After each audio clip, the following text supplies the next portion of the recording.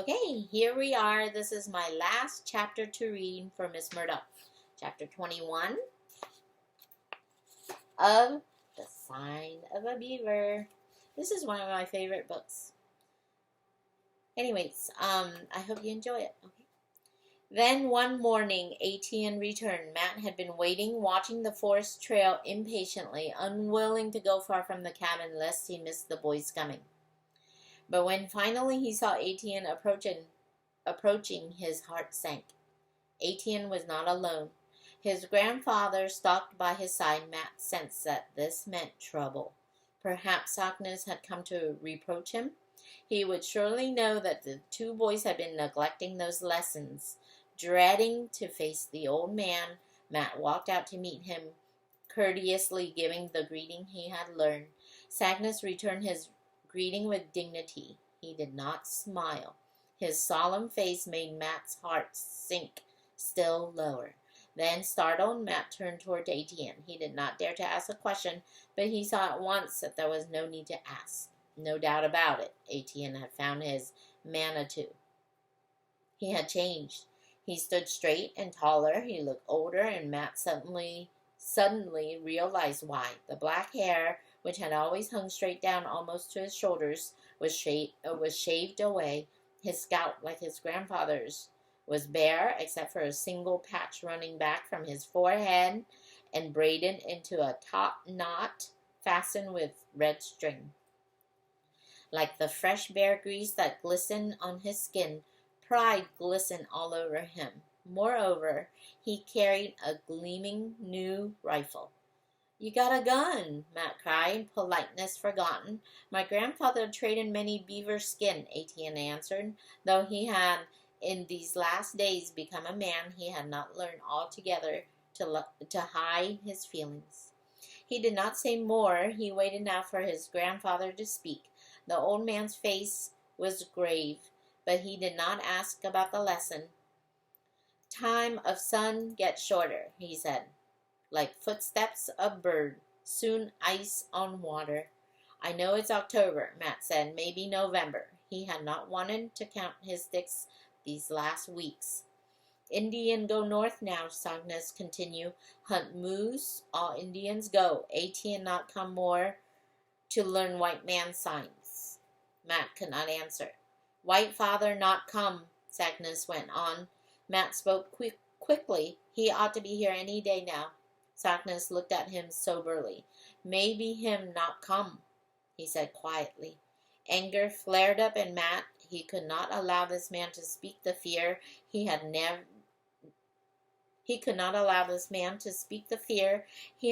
dared to admit to himself.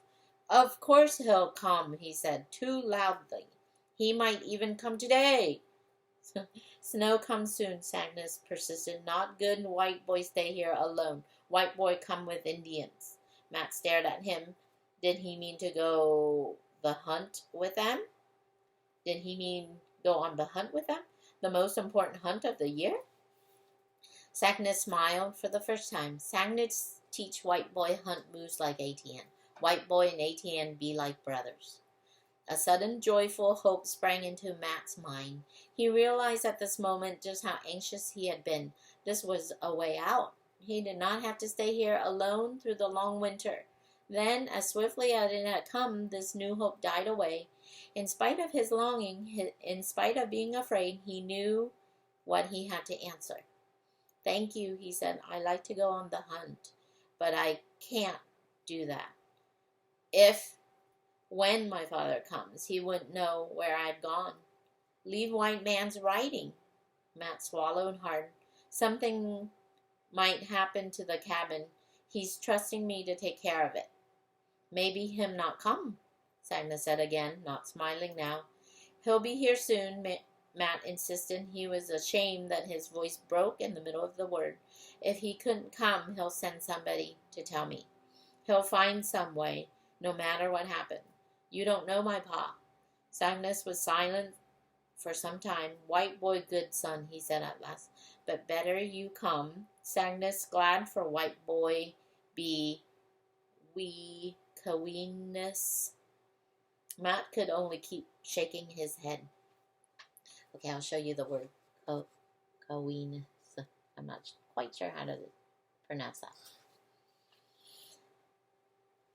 Matt could only keep shaking his head. The man's word had brought a great lump in his throat. "Thank you," he managed. "You've been very good to me, but I have to stay here."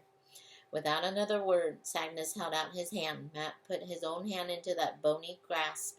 Then the two Indians turned and went away. Etienne had not even said goodbye. There would be no lesson that morning, no story, no tramping in the forest, nor fishing. Not this morning or any other morning. Close to panic, Matt wanted to run after them. He wanted to tell them that he had changed his mind, that he would go with them anywhere that rather than stay here alone with winter coming on. But he set his jaw tight and stood where he was. After a few minutes, he reached for his axe and fell to splitting logs with a fury.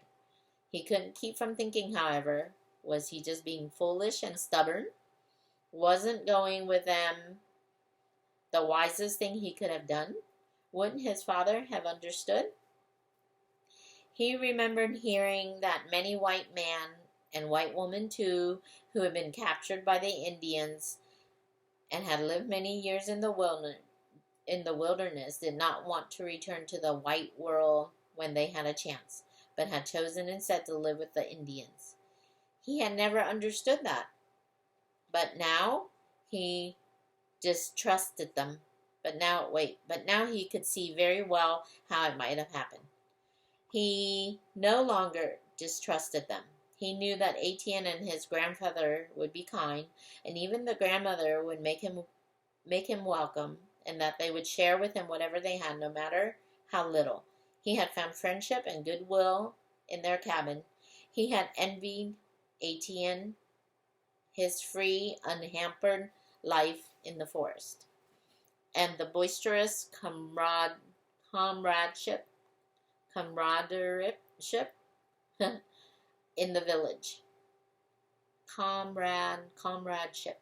If he had been taken captive as a child and raised as an Indian boy, how would he himself have chosen? It wouldn't be the same to make the choice deliberately. He was proud that he had wanted him to live with them, but he knew that he could never be really proud, as Etienne was proud of being a hunter. He belonged to his own people. He was bound to his own family, as Etienne was bound to his grandfather. The thought that he might never see his mother again was sharper than hunger or loneliness. This was the land his father had cleared to make a home for them all. It was his own land too, and he could not run away. He was troubled that Etienne had walked away without a word of farewell. Had he been offended? Had he really wanted Matt to go with them? To be a brother? Or was he only obeying his grandfather as he had had to do about the lessons? It was so hard to tell what Etienne was thinking. Etienne had become a hunter. He had a gun. He would not have time now to wander through the forest or to listen to stories. He would not have to bother any longer with a white boy who would never really be a mighty hunter. But surely Etienne would have held out his hand as his grandfather had done. That's it for chapter 21.